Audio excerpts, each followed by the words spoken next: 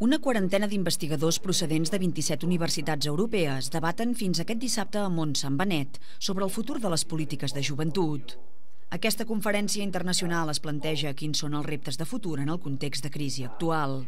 A l'estat espanyol, el col·lectiu juvenil és un dels més castigats per la situació, amb un 50% d'atur.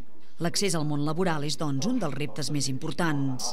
La clau està en l'atur juvenil, fins i tot la clau de l'emancipació, tot va lligat sempre al tema de feina i, per tant, és la nostra responsabilitat treballar en aquestes mesures i, de fet, des del Departament d'Empresa i Ocupació, des del SOC, s'estan acabant d'elaborar uns programes, que és el PDPA, que el que pretenen és rebaixar aquestes taxes.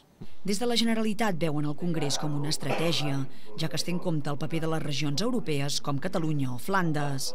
També creuen que és una bona oportunitat per donar a conèixer les polítiques de joventut catalanes, que considera pioneres. Per nosaltres és important que els temes de polítiques de joventut que s'estan debatent i discutint a nivell europeu puguem acollir-los i els puguem fer aquí. Bàsicament, ara hi ha una estratègia també a nivell europeu d'un tema d'indicadors europeus que s'està fent molt pensant en estats, i el fet que regions com Catalunya, fins i tot també a Bèlgica, també a Flandes, també són regions que tenen unes polítiques de joventut, que tenen cedides les competències i que tenen unes polítiques de joventut molt fortes i molt importants a nivell europeu. El Congrés, organitzat per l'Observatori de la Joventut, conjuntament amb l'Associació Europea de Sociologia, ha comptat amb la participació d'un representant de la Unió Europea i del Consell Europeu.